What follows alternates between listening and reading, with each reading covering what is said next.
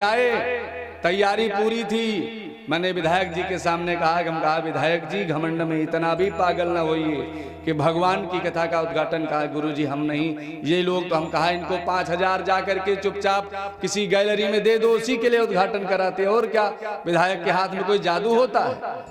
पैसा अगर कोई 2-4 हजार देने वाला है तो ये कहा लोग अपना घर बनाते हैं, कमरा, तो उसका उद्घाटन नहीं करवाते, नहीं वो भी करवा। मित्र के घर गए पिताजी, आवाज लगाई, अंदर से आवाज नहीं आई। बेटे ने कहा पिताजी हमारे मित्र तो बोलबो भय तुहार तो बोलबे नहीं। पिताजी ने कहा कि हाँ हो। व्यवहारी को जोर से आवाज लगाई, अंदर से भाई यही भाषा है, तब हाय हेलो का जमाना नहीं था, सीधी प्रेम की बाणी होती थी। और जैसे ही बेटे ने कहा कि तुम्हारे मित्र ने तो बोला ही नहीं, तब तक जल्दी से दरवाजा खुला, एक हाथ में तलवार और दूसरे हाथ में एक गट्ठर लेकर के वो दोस्त निकला। अब बेटा भागने लगा, सोचा कि रात में जो है मार डालेंगे। तो मित्र बोला कि रुको रुको, भागो नहीं। तो कहा भैया तलवार लेके रात में काहे निकले हो? तो कहा सुनो, 1 बजे रात को मेरे मित्र ने आवाज लगाई, इसका मतलब या तो किसी ने मेरे मित्र को घेर लिया है या तो फिर इमरजेंसी में उसे धन की आवश्यकता है, कोई बीमार हो गया होगा, नहीं तो 2 बजे कोई दरवाजा नहीं खटखटाता। इसलिए मैंने एक हाथ में तलवार ली है कि अगर कोई शत्रु मेरे मित्र को परेशान करेगा उसका शीश उड़ा दूंगा, और अगर मेरे मित्र को धन की आवश्यकता है तो ये स्वर्ण मुद्रा ले जा सकता है। इसलिए एक मित्र श्रेष्ठ है, मित्र की परीक्षा ले ली। हाँ ले आओ भैया का है बाकी रहा है। और नारी की परीक्षा, पत्नी की परीक्षा कब होती है? जब पति की परिस्थिति बिल्कुल धन की कमजोर हो जाए या तो पति बीमार हो जाए। तो भैया सुदामा जी तैयार हुए, घर से निकले जाने के लिए।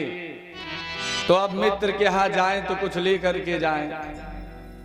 अब इनके लिए तो खोल दो कि इनको भी भैया पूछना पड़ेगा। दादा द्वारपाल दादा सुनो भाई, हाँ भगवान ऐसे ना उद्घाटन के तुम भी चक्कर में हो, क्या बताऊं भैया, तेज हैं तो। आजकल तो यही सिस्टम है कि कदम कदम पे पैसा। सबसे ज्यादा कथा में दान की ही महिमा बताई जाती है, दान किया हुआ नहीं जाता। और बड़ा प्यारा सा ये भजन है, सुदामा जी चल पड़ते हैं। लेकिन अभी सुदामा जी को वहीं रखिएगा भैया, हम बताएंगे कब आना। चल पड़ते हैं, पैदल चलते थे पहले, फ्लाइट थोड़ी थी कि बैठ के निकल जाओ। सुना है थोड़ा सा आशीर्वाद व्यासपीठ से। सभी महानुभाव, विराम दिवस की कथा है, बहुत जल्दबाजी में हैं जो लोग, उनसे भी आग्रह है कि थोड़ा देर रुके रहेंगे। सुदामा जी कहते हैं कि कन्हैया आज अब तुम्हारी याद सताने लगी है, अब किसी क्षण जल्दी से मिलो। घड़ी मुझको तुम्हारी याद आती है, तुम्हारी याद आती है, मुझे मोहन रुलाती है, तुम्हारी याद आती है।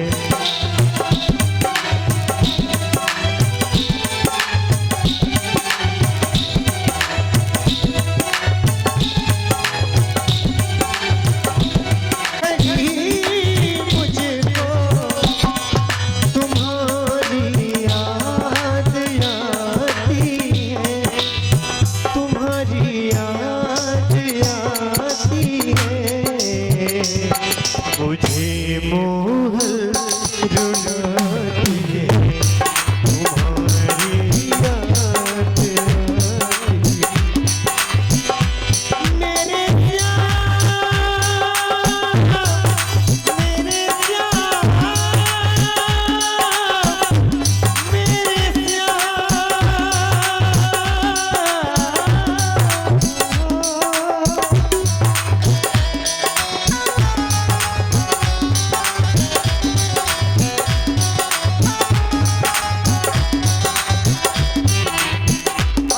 सुदामा चले जा रहे हैं भगवान को याद करते हुए और तालियों की सेवा करेंगे आप लोग।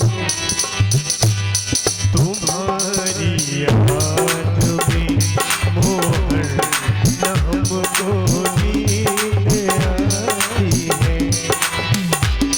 तुम्हारी याद में मोहन हमको नींद आती है। ये दुनिया की चमक प्यारे हमें भी ना सुहाती है। मेरे दिल से मेरी मोहन सदा इतनी सियाती है, इतनी सियाती है। कन्हैया की हूँ मैं जो कन्हैया की हूँ मैं जो मुझे ना बताती है, मुझे ना बताती है। मुझे हर दम रुलाती तुम्हारी याद आती है, तुम्हारी याद आती है।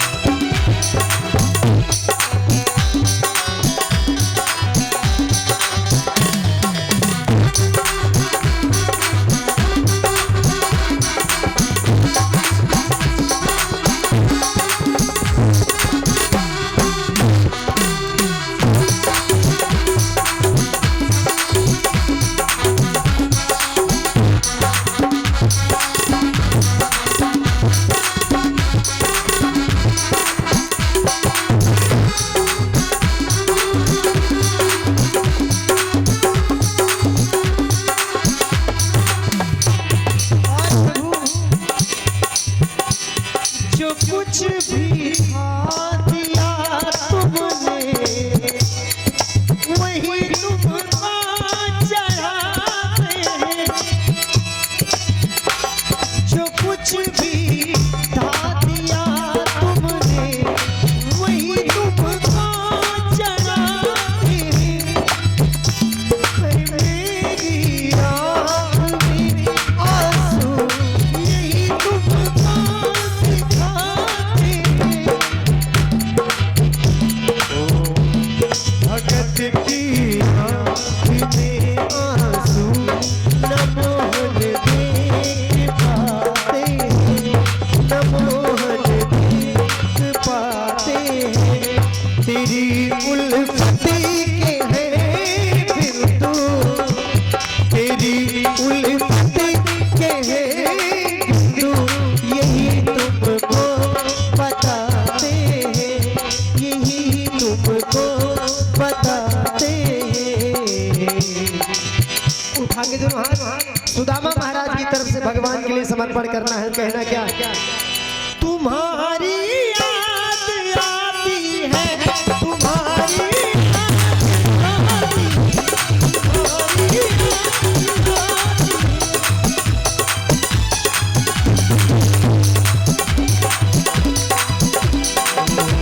कन्हैया हर घड़ी मुझको तुम्हारी याद आती है, तुम्हारी याद आती है।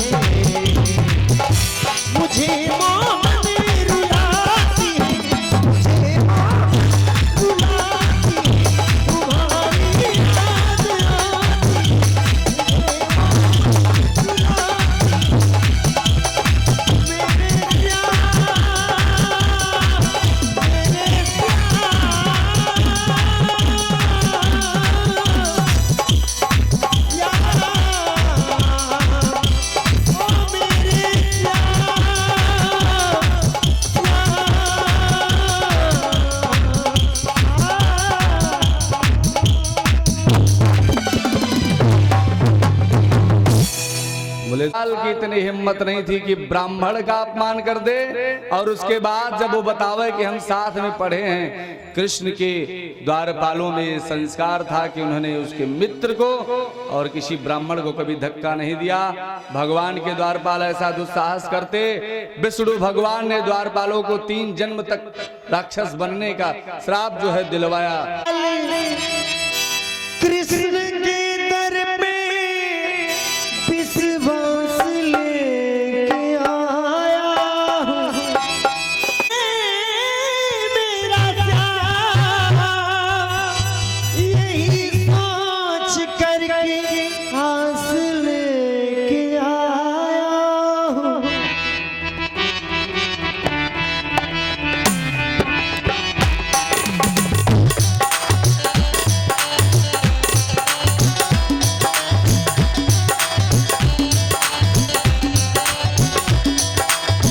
अरे द्वारपालो कन्हैया से कह दो, अरे द्वारपालो कन्हैया से कह दो, इधर पे सुदामा गरीब आ गया है, इधर पे सुदामा गरीब आ गया है।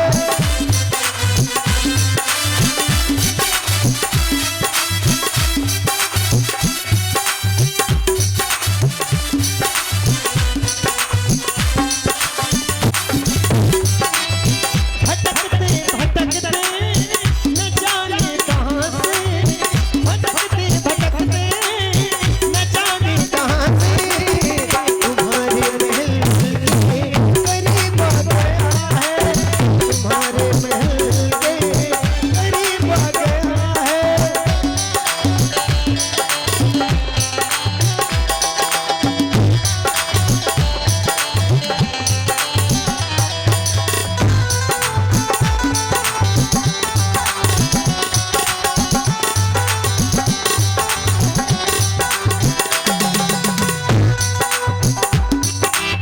न सर पे है पगड़ी न तन पे है जामा, बता दो कन्हैया को नाम है सुदामा है। बता दो कन्हैया को नाम है सुदामा, न सर पे है पगड़ी न तन पे है जामा, बता दो कन्हैया को नाम है सुदामा, न सर पे है पगड़ी न तन पे है जामा, बता दो कन्हैया से नाम है सुदामा है। बता दो कन्हैया को नाम है सुदामा। आज सुदामा महाराज द्वारपाल से कहते हैं कि जाकर के सिर्फ एक बार मेरा नाम बता दो, एक बार मोहन। आचार्य जी ध्यान दीजिए, हाँ एक द्वारपाल आएगा एक यहाँ पर बताने के लिए। दोनों को काहे भेज रहे हो? हाँ तो एक तो दे दो दोनों को, तुम काहे पकड़ रहे हो? जाओ। दौड़ा दौड़ा एक द्वारपाल आता है, सुदामा महाराज से कहा, एक बार मोहन से जा करके कह दो कि मिलने सखा बदे नसीब आ गया है, मिलने सखा बदे नसीब आ गया है, इधर पे सुदामा करीब आ गया है।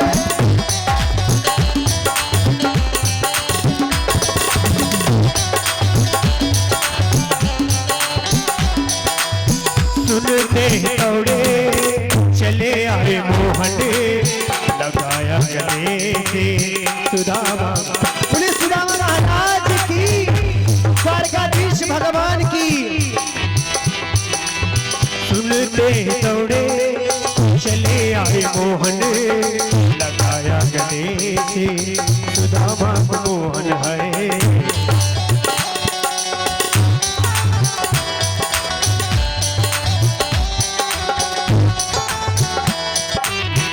कि सुनते ही दौड़े चले आए मोहन, कि सुनते ही दौड़े चले आए मोहन, लगाया गले से सुदामा मोहन। आज कन्हैया ने सुदामा को गले से लगाया और जैसे ही सिंहासन पर बैठाया तो हुआ रुक्मणी को बहुत ही अचंभा। रुक्मणी मन ही मन से सोचने लगी कि अरे ये कौन आ गया, भगवान ने अपने सिंहासन पे बैठा रहे इनको। हुआ रुक्मणी को बहुत ही अचंभा, ये मेहमान कैसा अजीबा है, मेहमान कैसा अजीबा है।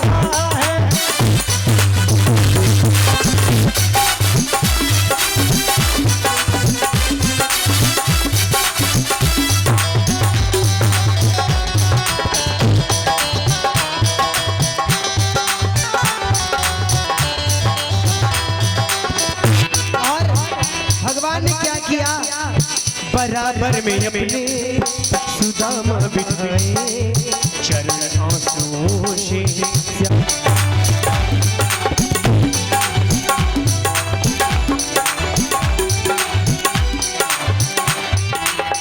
आज भगवान ने चरण उनके आंसुओं से धोए हैं। क्यों धोए हैं? क्योंकि सुदामा महाराज पिछले जन्म में केवट बने और इस जन्म में सुदामा बन गए। भगवान की चरण केवट ने धोए, केवट ने उतराई नहीं ली। आज भक्तराज सुदामा द्वापर में जब सुदामा बने तो भगवान ने कहा कि आज तुम्हारा कर्जा उतार देंगे, और आज वही कर्जा भगवान इनके चरण आंसू से धोकर के उतार रहे हैं। बोले सुदामा जी महाराज की। बराबर में अपने सुदामा बिठाए, चरण आंसुओं से श्याम ने दुलाए, चरण आंसुओं से। न घबराओ प्यारे जरा तुम सुदामा, न घबराओ प्यारे जरा तुम सुदामा, खुशी का समा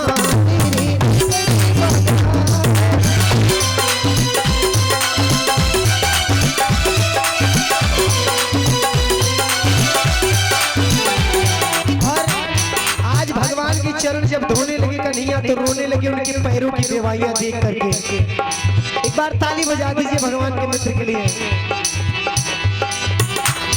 ओ जितना राधा रोई रोई कान्हा के लिए, जितना राधा रोई रोई कान्हा के लिए, कन्हैया उतना रोया रोया है सुदामा के लिए, कन्हैया उतना रोया रोया है सुदामा के लिए, कन्हैया उतना रोया रोया है सुदामा के लिए। वो बोला हो मतवाला यार मेरा मुरली वाला, वो बोला हो मतवाला यार मेरा मुरली वाला।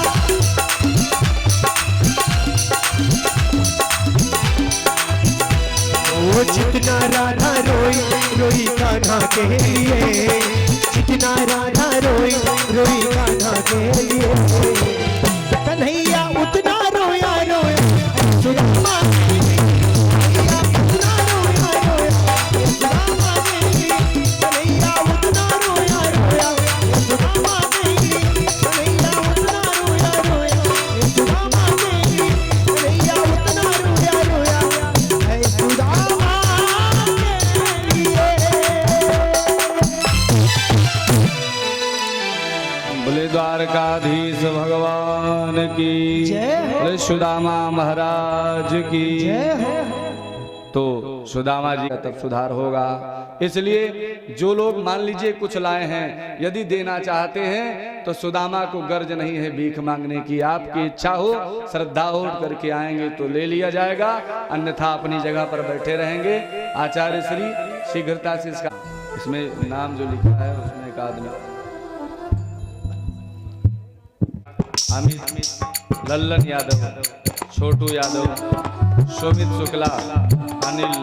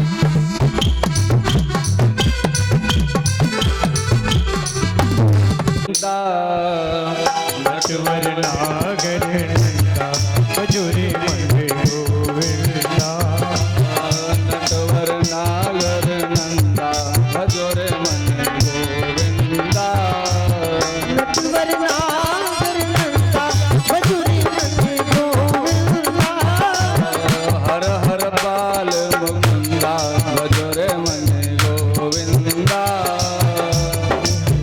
हर हर बाल मुकुंदा बजोरे मन गोविंदा सब सखियन माँ राधा बड़ी है सब सखियन राधा बड़ी है राधा बड़ी है श्री राधा बड़ी है राधा बड़ी है जी राधा बड़ी है जो नदियन में हो गंगा भजोरे मन गोविंदा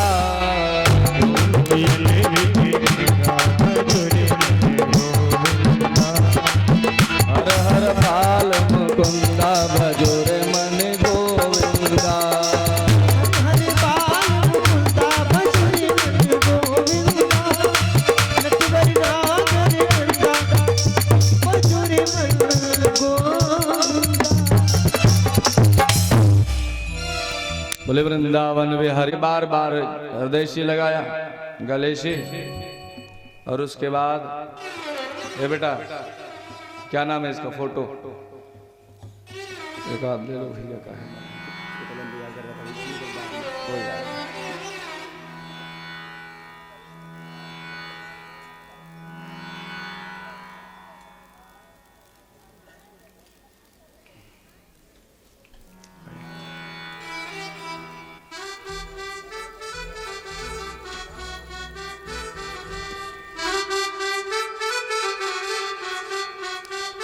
और जानते हैं भगवान कृष्ण ने खूब स्वागत सत्कार किया। इस प्रसंग से शिक्षा लेनी चाहिए आज के समाज को कि जो आज केवल पैसा जिसके पास है लोग उसी से दोस्ती करना चाहते हैं।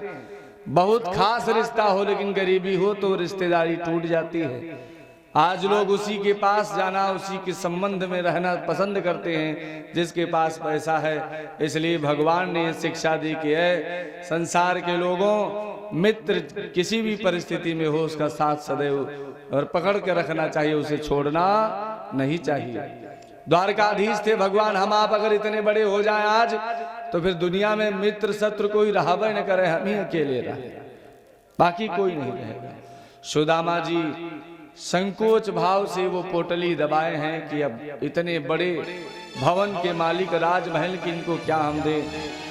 कृष्ण जी ने कहा कि सुदामा मेरे लिए तुमने इतना कष्ट सहा और आज भी तुम्हारी वो आदत गई नहीं है। लोग कहते कि आजो चोरी की आदत नहीं गए, मूर्ख हैं ऐसे लोग। सुदामा जी ने कृष्णस्यासीद सखा कश्चिद ब्राह्मणो ब्रह्मवित्तमः, धनवान है और विद्या रूपी सिद्धांत रूपी धन सुदामा के पास है। भगवान के भजन रूपी धन के सारे सुदामा चलते हैं। भगवान ने कहा कि और कितना कष्ट सहोगे सुदामा, अब तो दे दो वो तंदुल जो भाभी ने दिया है। भगवान ने खींच लिया, देखा 4 घरों का चावल तो कहा अरे मित्र बहुत देर कर दी तुमने, अभी तक तुम कहाँ थे, आ जाते ये मेरा सौभाग्य होता। भगवान ने कहा अब और नहीं। एक मुट्ठी चावल उसमें से दूसरी मुट्ठी जैसे खाई, तीसरी मुट्ठी पर रुक्मिणी मैया ने हाथ पकड़ लिया। आप क्या कर रहे हैं भगवान, अपने लिए भी तो कहीं व्यवस्था रखिए। तीनों लोग यदि सुदामा को देंगे तो क्या दशा होगी। भगवान ने कहा ये कौन है तुम नहीं जानती हो। जब तुम्हारा विवाह शिशुपाल के साथ हो रहा था तुमने एक ब्राह्मण को पत्र लिखा था, उस एहसान को मत भूलो। और ब्राह्मण जो यज्ञ करता है यदि वो सात्विक है, ईमानदार है, सत्य प्रतिज्ञ है, आराधना करता है, उसकी कृपा से मेरी शक्ति होती है। विप्र प्रसादात धरणी धरोहम, विप्र प्रसादात कमलावरोहम, विप्र प्रसादात अजिताजितोहम, विप्र प्रसादात मम नाम राम। ये उन्हीं का आशीर्वाद है। 2 लोक दे दिया भगवान कन्हैया ने। मित्रता पूर्ण रूप से निभाई भगवान ने। सुदामा जी 1 महीने तक वहां रहे, चल पड़ते हैं। धीरे धीरे भवन आ जाता है और जहां पर भवन था भैया, जहां मड़ैया थी वो भी चली गई। सुदामा जी ने कहा गजब ढाए, परिस्थिति इम्तहान लेती है, जानो किसी दबंग ने कब्जा हमारी भी झोपड़िया पे कर लिया क्या। पहचान में नहीं आ रही है वो झोपड़ी। भगवान जब कृपा करते हैं तो एक पल नहीं लगता है, सूरत घर हो, परिवार हो, जीवन हो, उसको बदलने में। और सुशीला ने संकेत किया, वो फूटी हुई अपनी फूटा हुआ जो बटुआ था उसको दिखाया, कहा आओ नाथ ये अपना भवन है। भगवान के दर्शन करने मात्र से सुदामा के घर की स्थिति सही हो गई, इसलिए भगवान ही सर्वोपरि हैं। सुदामा जी ने कहा कि भगवान ये क्या कर दिया, आपने धन दे दिया, भजन नहीं होगा, ये धन वापस ले लीजिए। भगवान ने कहा कि मैं जिसको देता हूं उससे वापस नहीं लेता हूं, उसके कर्मों के कारण ही वो धन चला जाता है। जो धन अत्याचार में, अन्याय में, नाच नौटंकी में, किसी को परेशान करने में, दारू मुर्गा में जाता है, वो धन धीरे धीरे नष्ट हो जाता है।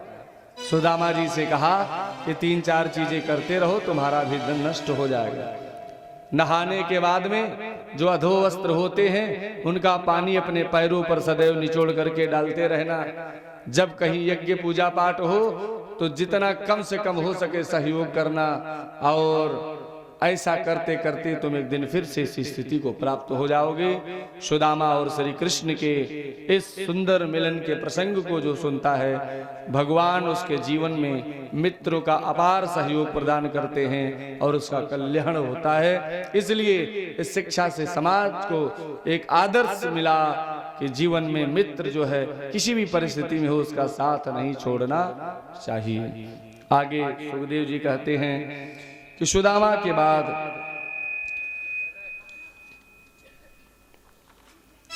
भगवान कन्हैया ने कुछ और लीलाएं करी और परिवार भगवान का बहुत बड़ा हो गया। 10 पुत्र और 1 कन्या हर पत्नी से, इतना भरा पूरा परिवार हो गया। कृष्ण जी सोचते हैं कि सबको तो मैं सुधार रहा हूं, लेकिन आने वाला समय ऐसा है कि 2-4 तो दुष्ट हो ही जाएंगे। तो ऐसा करते हैं, अपने ही दृष्टि के सामने इनको हम इस संसार से विदा करने का उपाय बनाते हैं।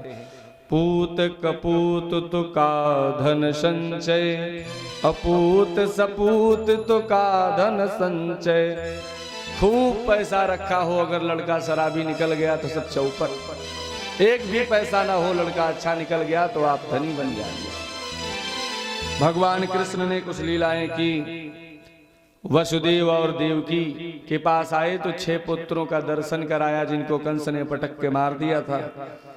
और एक अद्भुत घटना घटित हुई, सारे कार्य पूरे हो गए। महर्षि दुर्वासा जो है क्रोध के लिए जाने जाते हैं, और एक दिन वो टहल रहे थे, कहा उस ब्रजमंडल के बाद द्वारका की यात्रा पर द्वारका का भरा पूरा परिवार और बच्चे दुष्ट होते हैं। किसी साधु संत की परीक्षा लेनी चाहिए। कब? जब आपको उस प्रश्न के उत्तर का ज्ञान ना हो तब पूछो, कोई चिंता नहीं है। लेकिन यदि प्रश्न का उत्तर ज्ञात हो तो कभी किसी की परीक्षा न लीजिए। दुर्वासा से बच्चों ने कहा कि गुरुजी, और नाटक क्या किया। एक बेटे जिसका नाम था शाम्ब के पेट में एक बर्तन बांध दिया, कपड़े लगा दिए, कहा कि गुरुजी बताओ बेटा पैदा होगा कि बेटी। गुरुजी ने कहा जाओ बेटा खेलो खाओ, अभी तुम्हारे दिन है। तो फिर घूम के आए, गुरुजी बताओ, अच्छा कि आप ज्योतिषी हो ना, ज्योतिष विद्या जानते हो, हम कुछ नहीं जानते, तुम जाओ बेटा जाओ, कह दिया। 3-4 बार मना किया, चौथी बार जैसे शाम आए, पूछा इसके पेट से बेटे का जन्म होगा बेटी का, किसका होगा। दुर्वासा ने कमंडल से जल लिया, कहा रुको,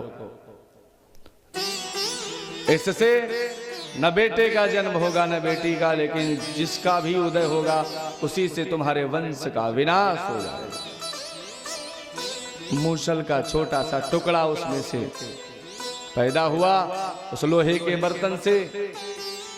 उसी के बाद से कृष्ण भगवान के वंशजों ने भी मदिरा पान करना शुरू कर दिया। धन अधिक हो जाता है तो दुरुपयोग करने लगते हैं हम। धीरे धीरे सब आपस में लड़ करके और पूरा यदुवंश धीरे धीरे संपन्न हो गया। जब सब कार्य पूरा हो गया तो हमारे कृष्ण जी को भी बुलावा आया। आया है सो जाएगा राजा रंग फकीर, कोई सिंहासन चढ़ चला तो बांधे जात शरीर। न बचे को वेद पुराण पढ़े, न बचे को ऊंची उठाए अटा, न बचे को जंगल वास किए, न बचे को भारी रखाए जटा। तुलसी हरि नाम भजन कर ले, चहुओर से घेरे काली घटा। भगवान का भजन ही साथ देता है, बाकी कुछ नहीं। भगवान कृष्ण ने कहा कि अब सारे कार्य पूरे हुए, मुझे जाना है इस संसार से। जब ऐसा कहा कि संसार से मुझे जाना है, उद्धव जी रोने लगे कि कृष्ण, हे प्रभु, हे परमात्मा, जब आप साक्षात इस दुनिया में उपस्थित हैं तब कितना अत्याचार हुआ।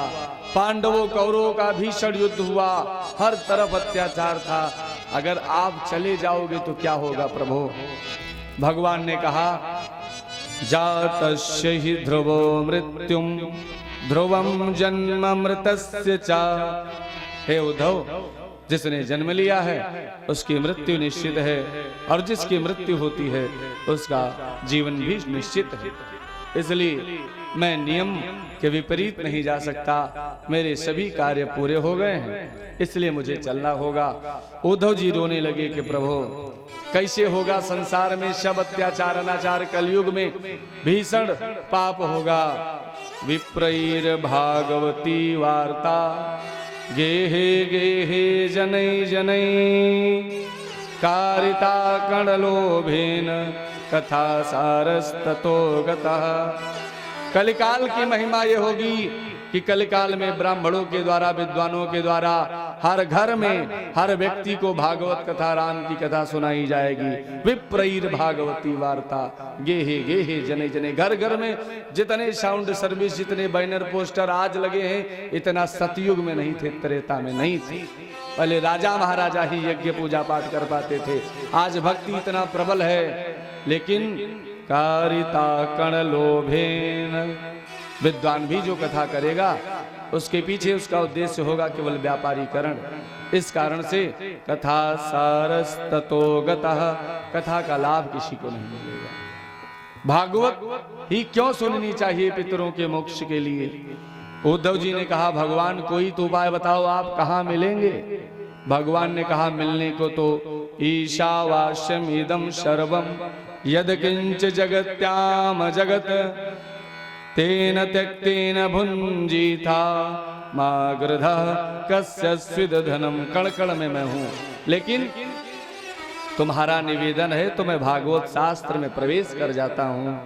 और जो भी भागवत को पढ़ेगा, जो भी एक श्लोक का भी पाठ करेगा, या ये कथा जहां पर होगी वहां संपूर्ण शौर्य के साथ मैं विराजमान रहूंगा। और कथा में, पूजा में, यज्ञ में, अनुष्ठान में जिस प्रकार से मैंने रामावतार, कृष्णावतार में यज्ञ की कथा की रक्षा की, कितना भी कोई कोशिश कर ले, लेकिन कभी किसी अनुष्ठान में बाधा पहुंचाने वाले को मैं छोड़ता नहीं हूं, और उसका संपूर्ण विनाश निहित है।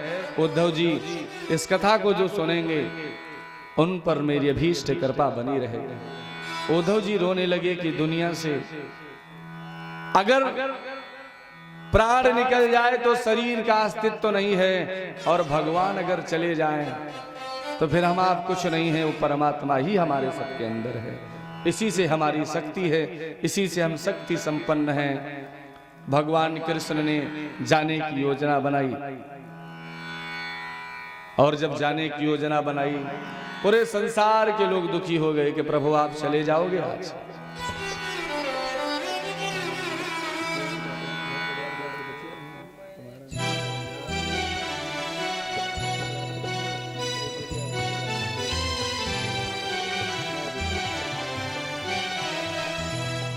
बोले वृंदावन बिहारी लाल की। भगवान कृष्ण ने जाने की जब योजना बनाई तब लोगों में प्रेम उमड़ा। प्यारे जो है जग की यह रीति, विदा के समय सब कंठ लगावे। पशुओं को चराने जाओ, जब घर कोई के लिए वापस करो तो ज्यादा चरने का मन करता है। कोई सामान कोई पकवान घर में बना हो, जब खत्म हो जाए तो खाने की इच्छा ज्यादा होती है। कथा शुरू से हो रही है, आज लोगों के मन में ये भाव होगा कि और 2 दिन चले तो अच्छा है। इसी प्रकार से जीवन शुरू होता है, हम भटक जाते हैं, अंत में होता है कि थोड़े दिन और रह लेते तो अच्छा था। दुश्मनी लाख हो, कोई मर जाता है तो लोग कंधा देते हैं। मैं तो कहता हूं ऐसे लोगों को भगा देना चाहिए। जब व्यक्ति जीवित था तो तुम उसको प्रेम नहीं दे पाए, अब समाज की दृष्टि में बड़े सामाजिक बनते हो। हर व्यक्ति रोता है किसी की मृत्यु पर, तो ये संसार की रीति है कि जब कोई चीज समाप्त होने वाली होती है तब लोग उसका स्मरण करते हैं, उसका अनुकरण करते हैं। विदा के समय सभी लोग कहते हैं कि बहुत अच्छा था। कृष्ण जी जब थे तो कुछ दुष्ट ऐसे थे जिन्होंने कृष्ण जी की जय जयकार नहीं की। आज कृष्ण जी जाने के लिए तैयार हैं तो पूरा संसार उनके विषय में सोच कर रो रहा है, हे भगवान कैसे रहेंगे तुम्हारे बिना प्रभु। भगवान ने कहा कि अब मैं चल रहा हूं, मेरा उद्देश्य जीवन का पूरा हुआ। उद्देश्य भगवान का क्या होता है? यदा यदा हि धर्मस्य ग्लानिर्भवति भारत अभ्युत्थानमधर्मस्य तदात्मानं सृजाम्यहम्। जब जब धर्म परेशान होगा, जब जब सत्य पराजित होने की परिस्थिति में आ जाएगा, तब तब मैं उसका उत्थान करने लेके अवतरित होता हूँ। और भगवान ने इसलिए यह लीला रची। भगवान ने अपने इस कृष्णावतार में केवल प्रेम को ही जगह दी, ताकि कलयुग के लोग इस कथा को सुनेंगे तो भाई भाई की शत्रुता खत्म हो जाएगी, समाज का जो भेदभाव है वो मिट जाएगा, वैमनस्य मिट जाएगा, लोग सही रास्ते पे आ जाएंगे। और ये ध्यान रखेंगे कि जब कृष्ण गए तो हमें भी जाना है इस दुनिया से। कृष्ण भगवान गए और उस सुंदर से वन में लेट गए हमारे कन्हैया। संसार मानो आज सोना सोना सा है, कुछ भी अच्छा नहीं लगता। तब तक एक अद्भुत घटना घटित हुई। एक व्याध, एक बहेलिया जो शिकार करने के लिए गया था, उसने जैसे ही प्रत्यंचा चढ़ाई, भगवान कन्हैया के चरणों में पद्मराग चमक रहा था। उसने सोचा ये किसी जीव की आंख है, और निशाना लगाते हुए ज्यों ही उसने बाण छोड़ा, बाण जाकर के सीधे भुवन मोहन भगवान कन्हैया के चरणों के पद्मराग में लगा। भगवान ने पहली बार पीड़ा का अनुभव किया। परीक्षित जी ने कहा, गुरुजी ऐसा क्यों हुआ? भगवान कृष्ण के साथ ऐसा क्यों हुआ? वो तो स्वयं ईश्वर हैं, उनके साथ ऐसा नहीं हो सकता। गुरुजी ने कहा, परीक्षित अवश्य में भोक्तव्यम कृतम कर्म शुभाशुभम। जो कर्म किया है उसको भोगना है। भगवान ने अपने वचनों को पूरा किया है। जिस समय सुग्रीव का वाली का युद्ध हो रहा था, भगवान श्री राम ने छिप करके बाण मारा, और जब मारा सुग्रीव के कहने पर बाली को, तो बाली ने क्या कहा? गोस्वामी तुलसीदास जी ने लिखा बड़े भाव से, मैं बैरी सुग्रीव प्यारा, मैं बैरी सुग्रीव प्यारा, मैं बैरी सुग्रीव प्यारा, मैं बैरी सुग्रीव प्यारा, कारण कवन नाथ मोहि मारा, कारण कवन नाथ मोहि मारा,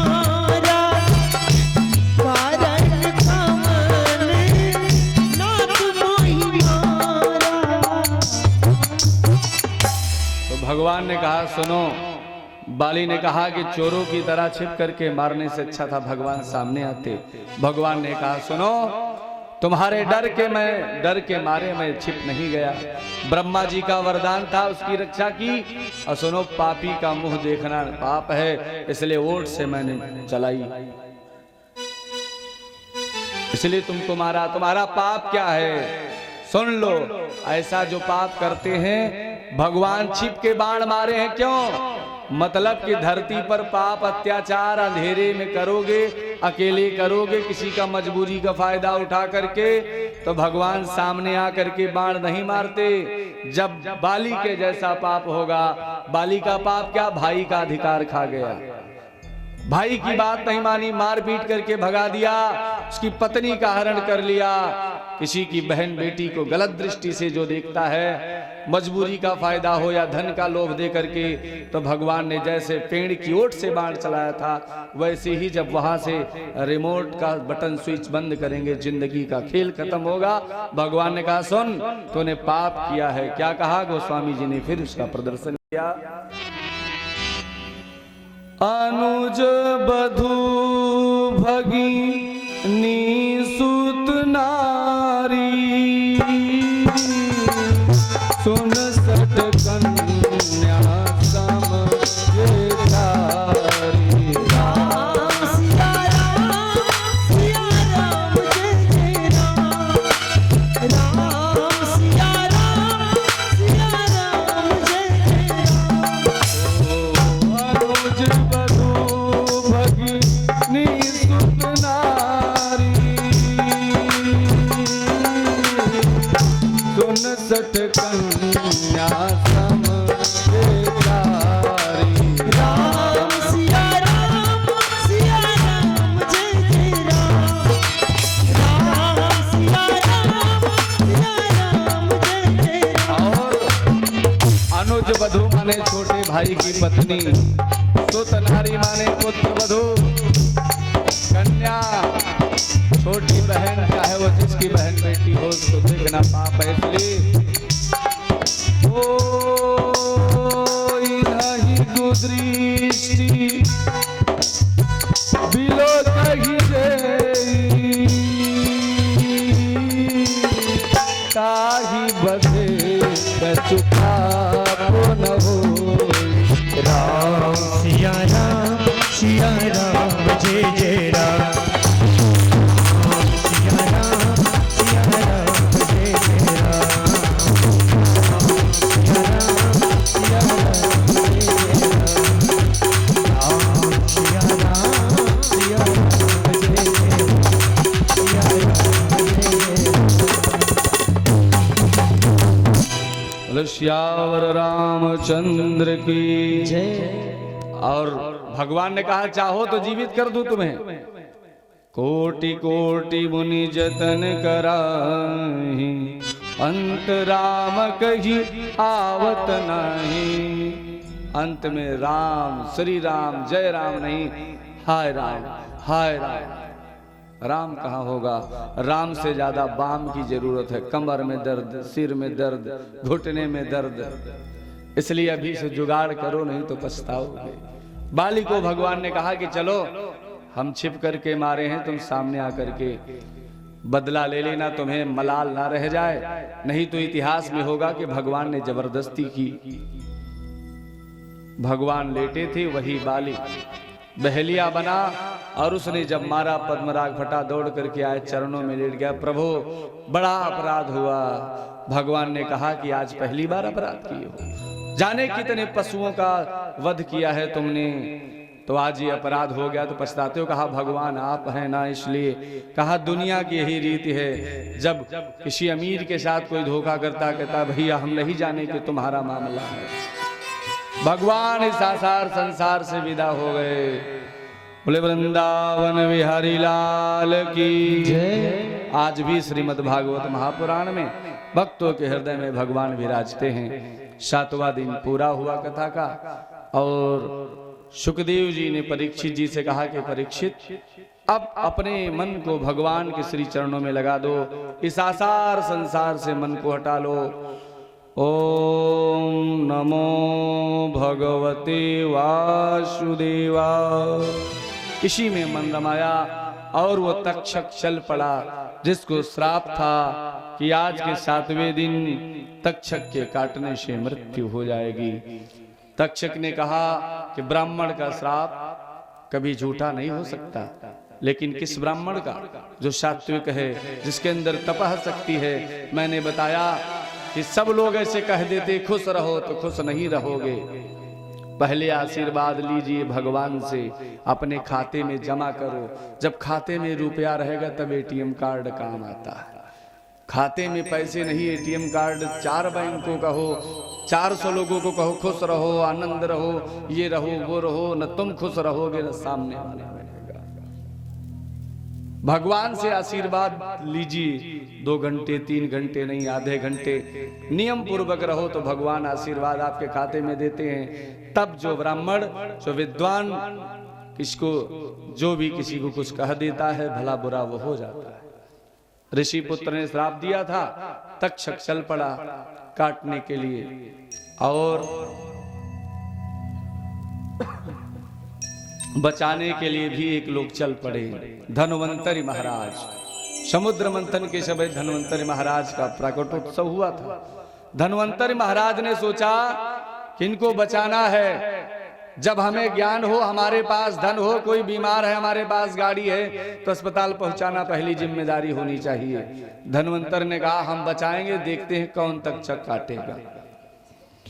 चल पड़े धन्वंतरी महाराज। तक्षक ने वेश बदला, रास्ते में आया। महाराज कहाँ जा रहे हो?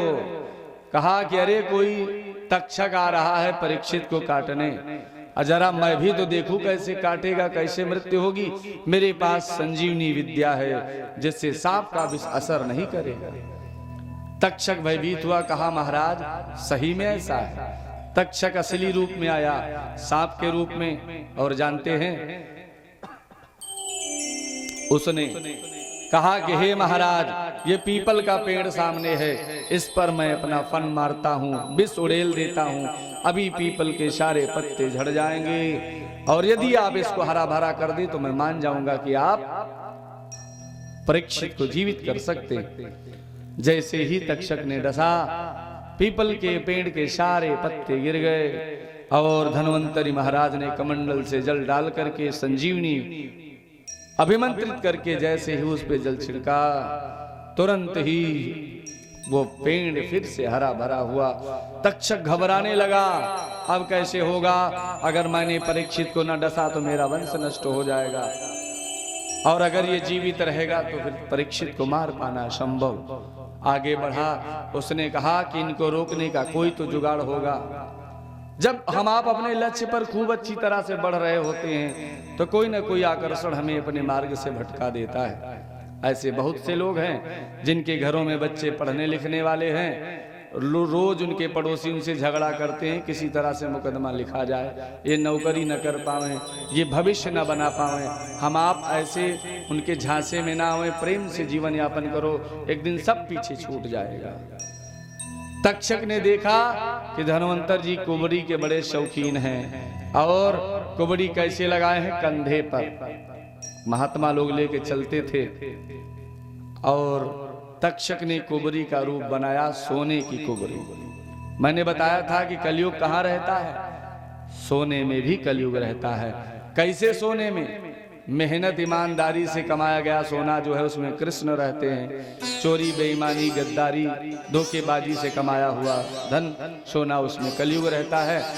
अब कलयुग का वास है, कलयुग के दुश्मन है परीक्षित। कहा परीक्षित को मरना होगा, नहीं तो हम प्रसार नहीं हमारा होगा, हम फैल नहीं पाएंगे संसार में, हमारा प्रभाव नहीं हो पाएगा। इसलिए सोने की कुबरी बनकर के तक्षक रास्ते में पड़ा रहा, और महात्मा आगे बढ़े। उनके मन में लोभ आ गया कि अरे इस कुबरी से अच्छा तो ये है, सोने की है। जिसने भी लोभ किया है उसका अंत बड़ा दुखद हुआ है। सोने की कुबरी उठाई और ऐसे टांग लिया, सांप का मुख पीछे पीठ की ओर। तक्षक ने डस लिया, प्रमाण था कि धन्वंतरी के मंत्र का प्रोक्षण जहां तक जाएगा, उनके मुख की वायु जहां तक काम करेगी, वहां तक सर्प के विष से किसी की मृत्यु नहीं होगी। लेकिन अब पीठ में सर्प ने काटा तो कोई मंत्र नहीं काम कर रहा। जाको प्रभु दारुण दुख दे, वाकी मति पहिले ही हरि ले। न सोने के चक्कर में पड़ती, ना दुर्दशा होती, और तक्षक स्वतंत्र रूप से गया। परीक्षित जी ने भगवान में मन लगाया था और मस्तक पर जाकर के तक्षक ने डस लिया। परीक्षित जी का मोक्ष हुआ। इस आसार संसार से पहले ही परीक्षित विमान पर जा चुके थे, केवल शरीर का नष्ट होना बाकी था। और 7 दिनों तक श्रीमद् भागवत कथा का पारायण हुआ और जीवन धन्य हुआ महाराज परीक्षित का। श्राप तय था ऋषि का, इसलिए लोग कहते हैं कि किसी की बद्दुआ न ले, ऐसा प्रयास होना चाहिए, किसी की परीक्षा न लें। पूरे भागवत में यही बताया गया कि किसी की क्षमता का आकलन बिना मतलब नहीं करना चाहिए, किसी को परेशान नहीं करना चाहिए। और परीक्षित जी का मोक्ष हुआ। परीक्षित जी के 4 बेटे हैं, जन्मेजय सबसे बड़े हैं। जन्मेजय ने जब सुना कि पिता को तक्षक ने काट लिया है, तो जन्मेजय ने कहा कि हम बदला लेंगे, ऐसा यज्ञ करेंगे कि दुनिया के सांप मृत्यु को प्राप्त होंगे। आहुतियां दी जाने लगी और उसके बाद सांप आ करके हवन कुंड में भस्म होने लगे। एक नाग, एक वासुकी भगवान के रथ में जाकर के लिपट गया। कहा मुझे नहीं जाना, नहीं तो वंश ही निर्वीज हो जाएगा। आहुतियां जब चली तो भगवान का रथ भी चल पड़ा। तब भगवान ने कहा कि हे जन्मेजय, प्रतिशोध बड़ी बुरी चीज है। किसी बात के लिए हम किसी का गला काट तो सकते हैं।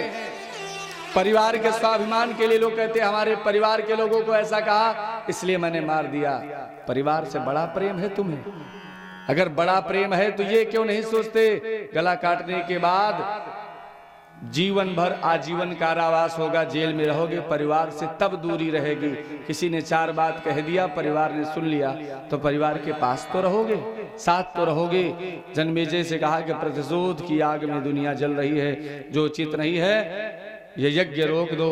आज के बाद से जन्मेजय का जो भी स्मरण करेगा, प्रातःकाल उसके घर में सर्पदंश से मृत्यु का भय नहीं होगा। मैं ये समझौता कराता हूँ।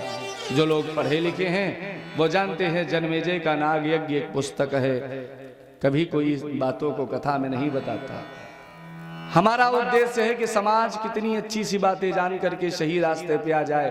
पहले बोध कथाओं के माध्यम से शिक्षा दी जाती थी, किताबें नहीं थी, लेकिन ऋषियों ने समझा कि कलयुग की जो पीढ़ी है, मोबाइल फोन ना हो तो अपने पिताजी का नंबर बच्चे नहीं आ सकते। ये समय आ गया है। अगर सर्वर डाउन हो जाए तो हमारे आपके जीवन का अकाउंट बिल्कुल खत्म हो जाएगा। पेंसिल और कंप्यूटर पकड़ने वाले बच्चे की कभी तुलना नहीं हो सकती। पेंसिल पकड़ने वाला बच्चा याददाश्त में 1000 गुना तेज होगा। इसलिए कथाओं के उद्देश्य से समाज भी भटका है। लोग भी चाहते हैं कि जितने बढ़िया नौटंकी हो जाए वही सही है। और पंडित जी को तो आराम इसी में है कि जितनी देर ये बाजा बजाते रहें और जितनी देर लोग नाचते रहें, 7 दिन किसी तरह से बीत जाए, तय दक्षिणा तो वैसे भी मिलनी है, क्या फायदा है मेहनत करने से। लेकिन इसमें दोष जितना विद्वानों का है उतना मेरे समाज का है। एक बार जब हमने देख लिया कि इनको बुलाने से समाज का कोई हित नहीं है, केवल झोली भरना है, तो दोबारा धरती पर अनेक विद्वान हैं, सात्विक हैं, ज्ञानियों की भरमार इस दुनिया में है, उनको अवसर दीजिए। लेकिन हम आप भी उसी नौटंकी में बह रहे हैं। ऐसा नहीं होना चाहिए। समझौता हो गया और जन्मेजय और तक्षक कुल के बीच में समझौता हुआ। श्रीमद् भागवत कथा संपूर्ण होती है। कथा कभी खत्म नहीं होती, कभी समाप्त नहीं होती। और जीवन में चाहे जितना लोग कथा कह लें, सुन लें, लेकिन कथा कभी पूरी नहीं हो सकती है। आज कथा का विराम हो रहा है। कथा सदैव के लिए समाप्त नहीं हो रही है और पहले हमको किसी भी प्रकार की जानकारी भी नहीं थी। विकास तिवारी जी एक मिनट के लिए मंच पे आ जाएं भाई। विकास तिवारी की वैल्यू नहीं देखी जाती, उसका भाव देखा जाता है और बड़ा ही सुंदर सा आयोजन, सफलतम आयोजन कहा जाएगा। किसी व्यवस्था में कभी अवसर ही नहीं मिला कि हम लोग कुछ कह सके कि कहीं कोई कमी है। और सबसे बड़ी बात तो भगवान जब तक उपस्थित हैं, धूप बत्ती हटा दीजिए, जब तक भगवान उपस्थित हैं तभी तक व्यवस्था है। अब आज कथा संपन्न होगी, कल से ये भूमि फिर वैसे वृंदावन नहीं रह जाएगी। भले ही कल हवन होगी, परसों भंडारा है, ब्रह्म भोज है, स्वामी जगन्नाथ जी की कृपा मिलेगी। कल किसी को कितना भी लोग बुलाएं इतने लोग नहीं उपस्थित होंगे।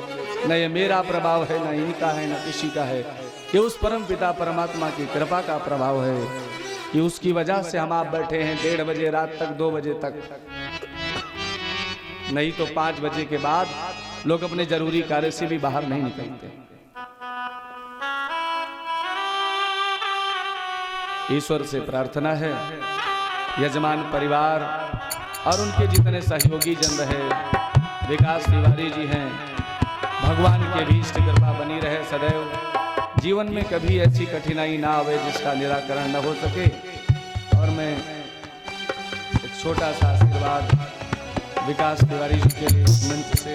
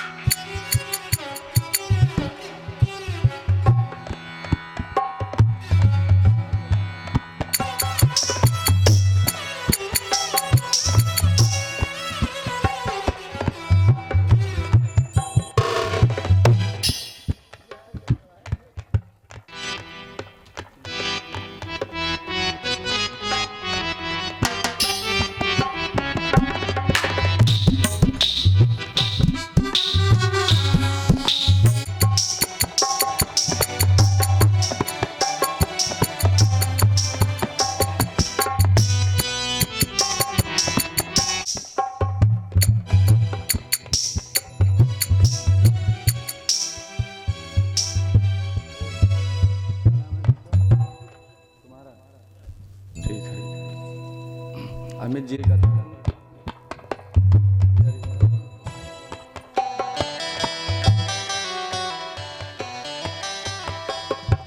तो आज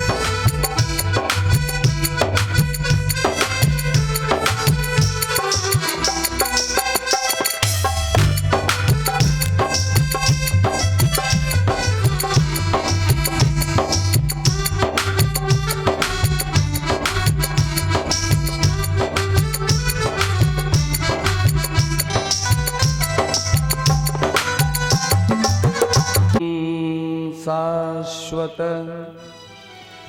प्रेमानंद फलप्रदं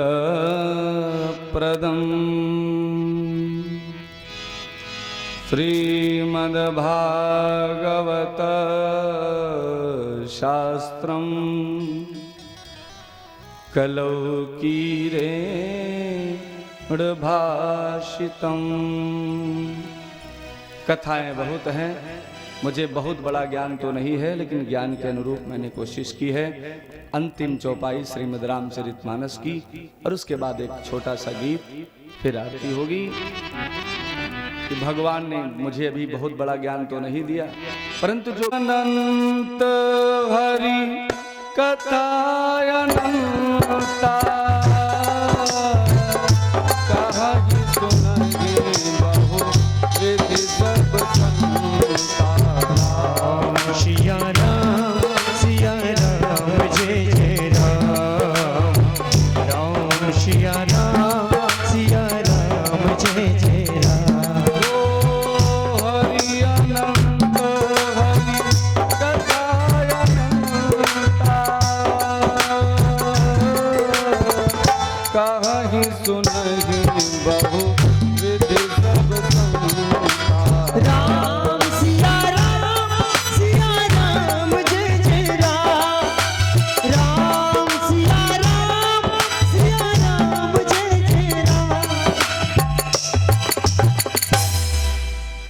और एक सात दिन का हमारा तुम्हारा मिलन, सात दिन का हमारा तुम्हारा।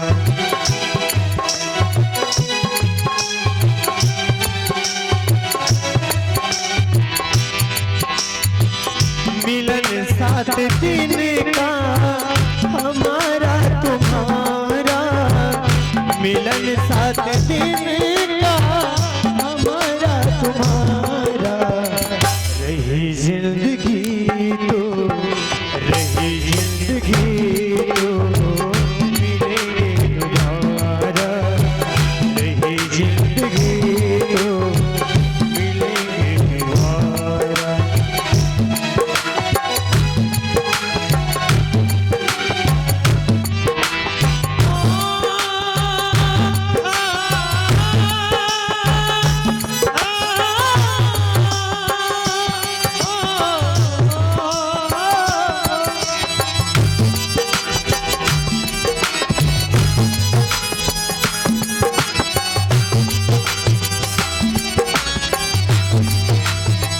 रही जिंदगी तो मिलेंगे दोबारा, मिलन सात दिन का हमारा तुम्हारा।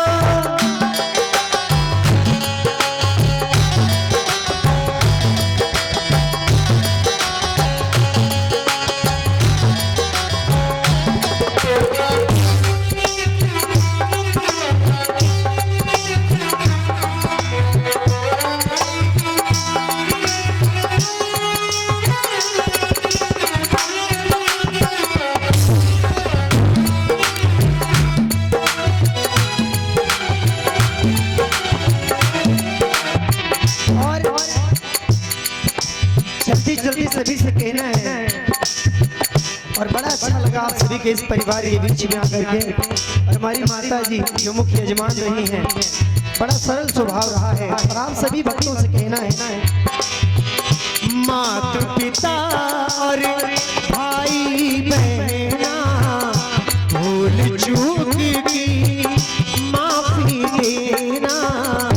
माता पिता और भाई बहना भूल चूक की माफी देना। और तुमसे बिछड़ना, तुमसे बिछड़ना ना हमको गवारा, तुमसे बिछड़ना ना हमको गवारा। रही जिंदगी तो मिलेंगे दोबारा, मिलन सात दिन का हमारा तुम्हारा।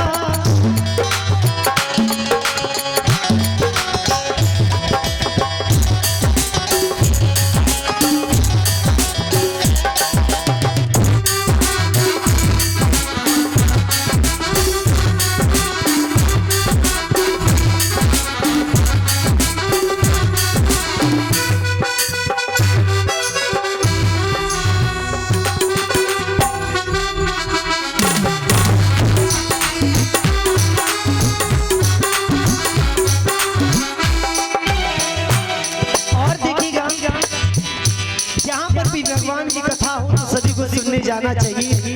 पर पूज्य व्यास जी ने भी सभी को बताया है, क्यों कि भगवान की कथा ही हम सबके लिए कल्याणकारी है।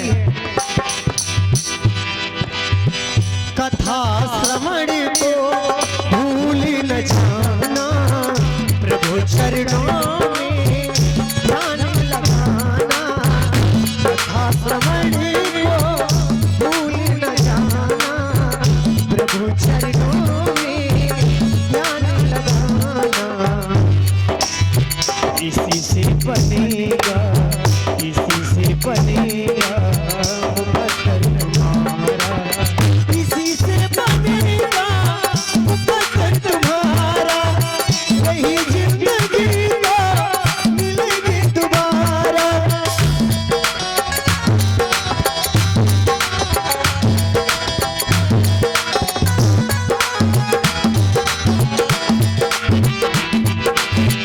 कि हम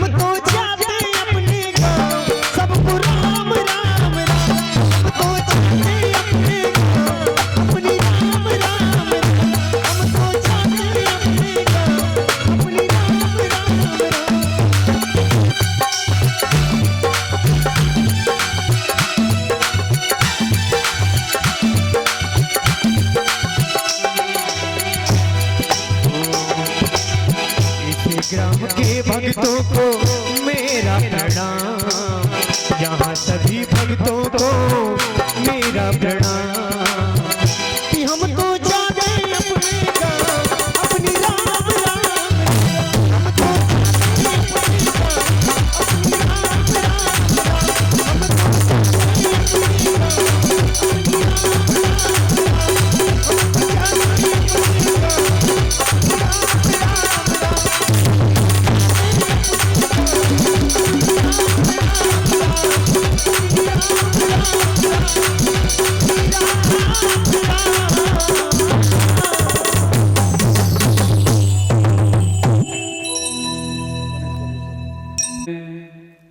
हम हैं परदेसी फकीर, एक दिन याद करोगे। परदेसी फकीर, एक दिन याद करोगे।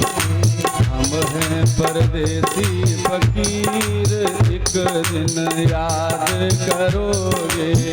हम परदेसी फकीर, एक दिन याद करोगे। एक दिन याद करोगे मेरे भैया, एक दिन याद करोगे मेरे भैया, एक दिन याद करोगे मेरे भैया, एक दिन याद करोगे मेरे भैया, एक दिन याद करोगी मेरी मैया, एक दिन याद करोगे मेरी मैया। अखियों से बहेगा नीर, एक दिन याद करोगे। अखियों से बहेगा नीर, एक दिन याद करोगे। हम हैं परदेसी फकीर, एक दिन याद करोगे। हम परदेसी फकीर, एक दिन याद करोगे। साधु संत हो विद्वान हो सदैव कहीं टिकने के लिए नहीं जाते। जहाँ जिस क्षेत्र का सौभाग्य होता है, जिस क्षेत्र में भगवान भेजते हैं वहाँ जाना है। इसलिए रमता जोगी बहता पानी, रमता जोगी बहता पानी, रमता जोगी बहता पानी, रमता जोगी बहता पानी। इनकी महिमा को न जानी, इनकी महिमा कोई न जानी। यह चारों दिशा के जागीर, एक दिन याद करोगे। हम परदेसी फकीर, एक दिन याद करोगे। हम परदेसी फकीर, किसी दिन याद करोगे। जानते हैं कथा भागवत सबको सुनाए, कथा भागवत सबको सुनाए। ज्ञान का जितना सबको सिखाए, ज्ञान का जितना सबको सिखाए। कर देना माफ कसूर, एक दिन याद करोगे। परदेसी फकीर, एक दिन याद करोगे। और क्या कहना है? न जाना इस संग को भूल न जाना, इस आनंद को भूल न जाना, इस आनंद को भूल न जाना। सत्य मार्ग पर बढ़ते जाना, सत्य मार्ग पर बढ़ते जाना। इसलिए विनती करूं मैं कर जोर, एक दिन याद करोगे। परदेसी फकीर, किसी दिन याद करोगे। और जीवन में जब स्मरण हो तो भगवान का ध्यान करो, तस्वीर आंखों के सामने हो। याद कभी भी आवे, मेरी याद कभी भी आवे, मेरी याद कभी भी आवे,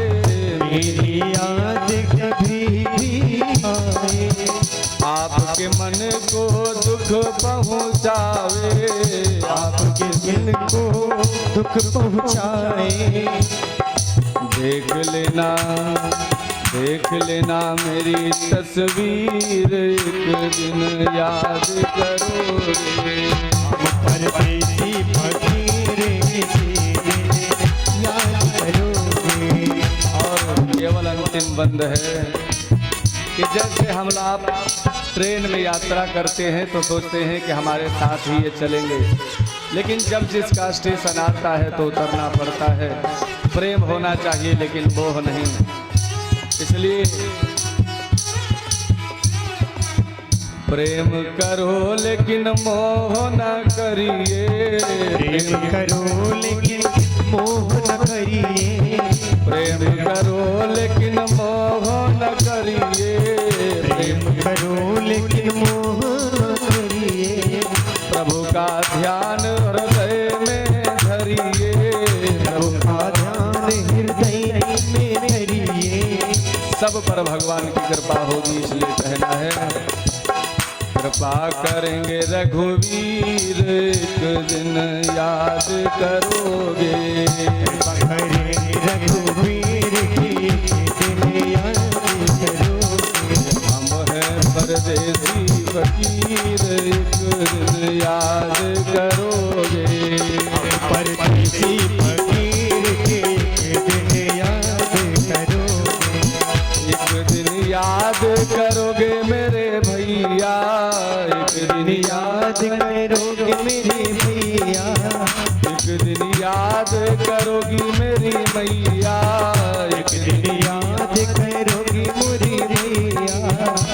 अखियों से बहेगा नीर, एक दिन याद करोगे। यूं बहेगा नीर की दिन याद करोगे।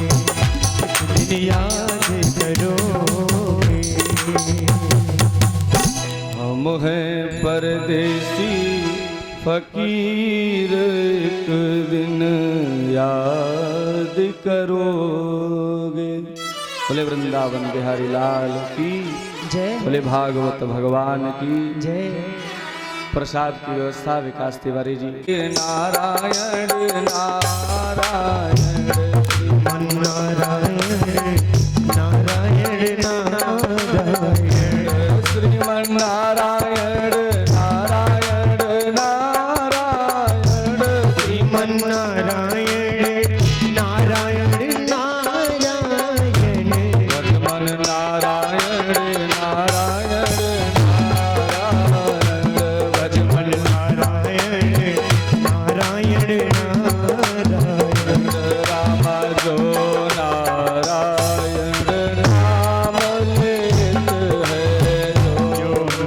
नारायण नाम लेते हैं। नाम लेत है जी भजन करत है।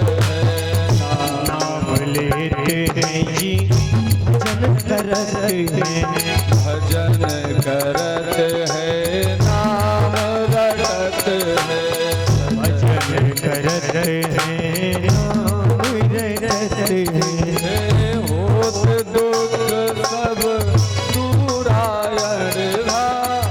होत दुख सब दूराए। श्रीमन नारायण नारायण नारायण। श्रीमन नारायण नारायण नारायण। श्रीमन नारायण नारायण नारायण। श्रीमन नारायण नारायण नारायण। नारायण नारायण।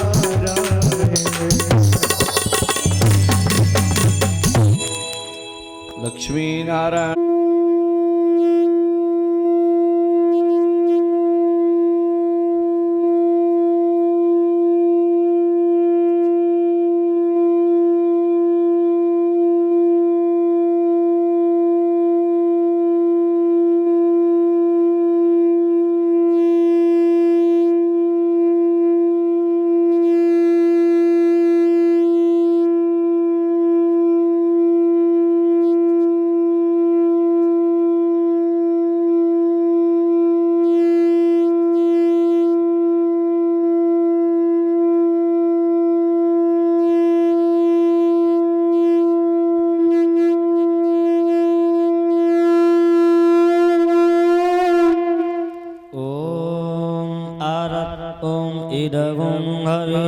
प्रजननं मे अस्तु दशवीरगुं सर्वगुणगुं स्वस्थये आत्मशनि प्रजाशनि पशुशनि लोकशन्यभयशनि अग्निः प्रजां बहुलां मे करोत्वन्नं पयोडेतो अस्मासुरक्तो आरती पापियों को पाप से है तारती, आरती पापियों को पाप से है तारती, त्रिभागवत भगवान की है आरती, पापियों को पाप से है तारती।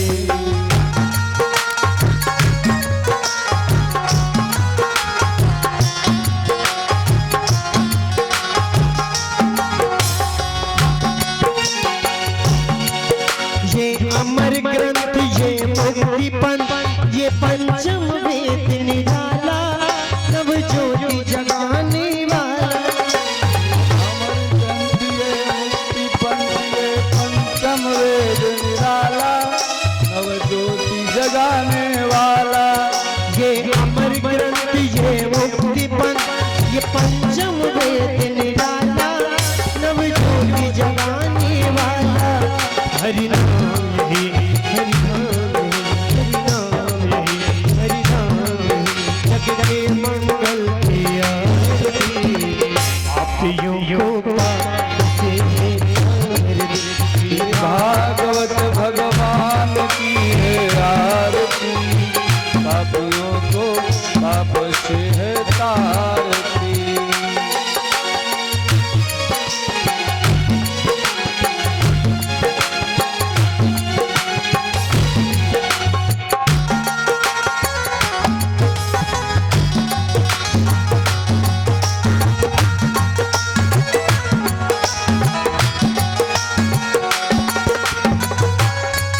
ये शांत की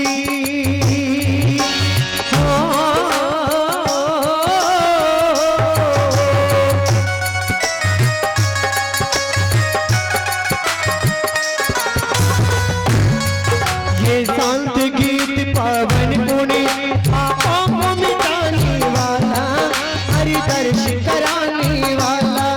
ये शांत गीत पावन पुण्य पापों को मिटाने वाला हरि दर्श कराने वाला।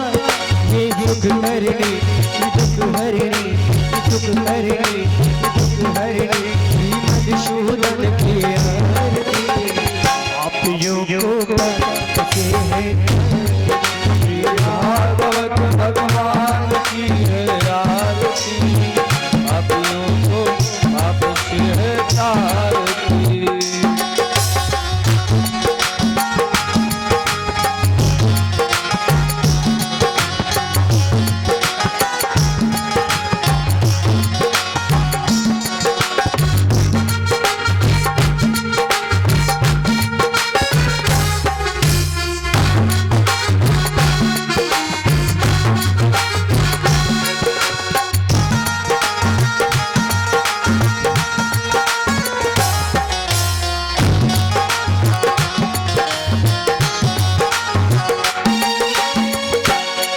ये मधुर बोल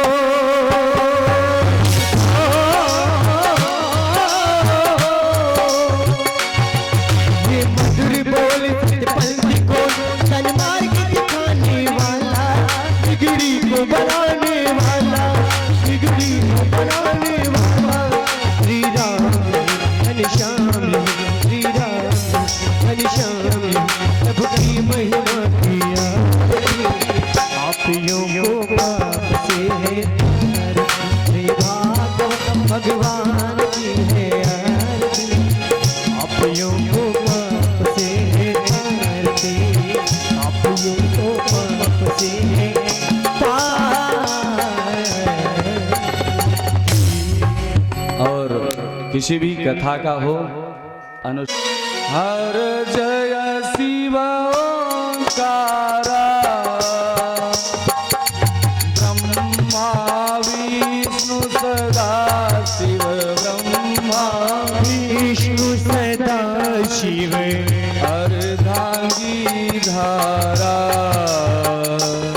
ओम जय शिव ओंकारा। एकानन चतुरानन पंचानन राजे। स्वामी पंचानन राजे। हंसासन गरुड़ासन हंसासन गरुड़ासन वृषवाहन साजे। ओम जय शिव ओंकारा। दो भुज चार चतुर्भुज 10 भुज अति सोहे। स्वामी 10 भुज अति सोहे।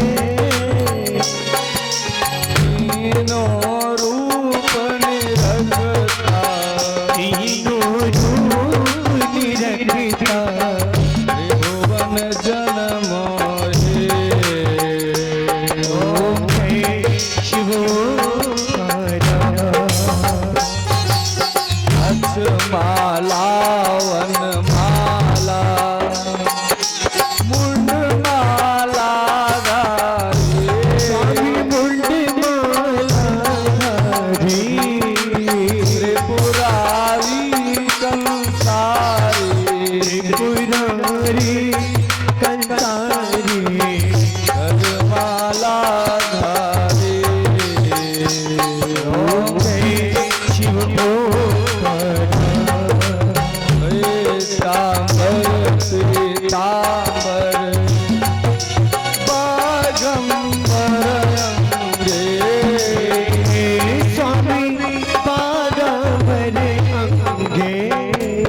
सनकादिक गरुड़ादिक कादिक करुणादिक भूतादिक संगे। ओम जय शिव ओंकारा। हरे मध्य कमंडलो चक्र त्रिशूल धरता। स्वामी चक्र त्रिशूल धरता। सुख करता दुख हरता हरता सुख करता जग पालन करता। ओम जय शिव ओंकारा।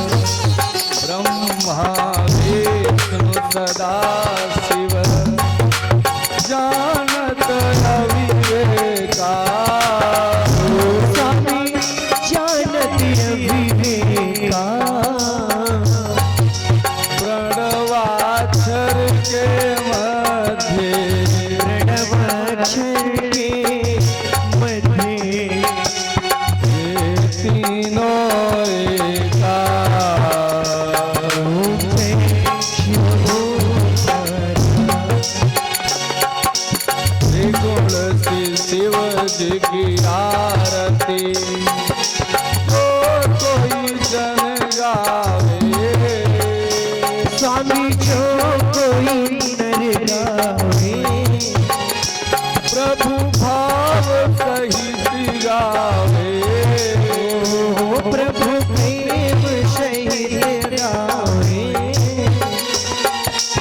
कहत शिवानंद स्वामी महत शिवानंद स्वामी मन वांछित फल पावे।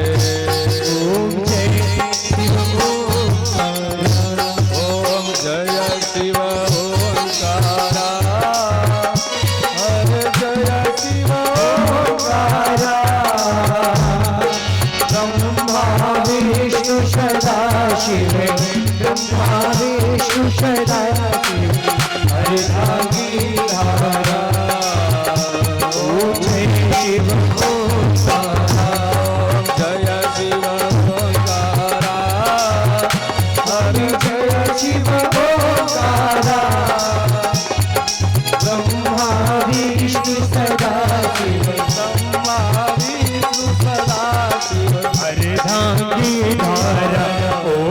शिव ओंकार, ओम जय शिव ओंकार, ओम जय शिव ओंकार, ओम जय शिव ओंकार। कर्पूर गौरम प्रभु गिरिधार, सदा वसंतम हृदयारविंदे, ओम भवानी चैतम नमामि। लीला तुझे श्याम को मनाना, सीता समारो महाकाय चारुचापं नमामि रामं रघुवंशनाथं। त्वमेव माता च पिता च देवं, त्वमेव बन्धुः सुहृदा त्वमेव, त्वमेव विद्या द्रविणं त्वमेव, त्वमेव सर्वं मम देवदेव। हरे राम हरे हरे, हरे कृष्णा कृष्ण कृष्ण हरे हरे, हरे राम हरे हरे, हरे कृष्णा कृष्ण कृष्ण हरे हरे। श्री कृष्ण गोविंद हरे कुमार, बिना नारायण वासुदेव, कृष्ण गोविंद हरे कुमार, बिना नारायण वासुदेव, बिना नारायण वासुदेव, बिना नारायण वासुदेव, बिना नारायण वासुदेव। श्री कृष्ण गोविंद हरे कुमार, बिना नारायण वासुदेव, कृष्ण गोविंद हरे कुमार, बिना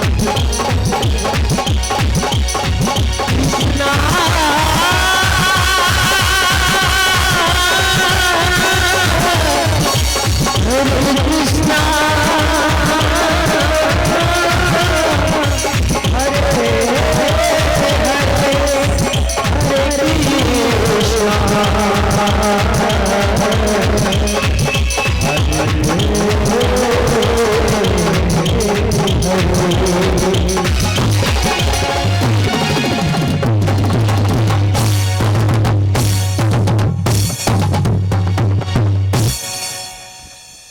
हम सभी यह जितने लोग हैं सबको बोलना है, हम सभी आज यह शपथ लेते हैं कि जहाँ भी भगवान की कथा होगी चाहे मुझे निमंत्रण मिले अथवा न मिले, लेकिन समय निकाल कर मैं वहाँ पहुँचने की कोशिश करूँगा और धर्म को अखंड बनाने के लिए जाति वर्ण के भेदभाव को खत्म करने की कोशिश करूँगा। बोले भागवत भगवान की जय। ओम नमः पार्वती पतये, हर हर महादेव।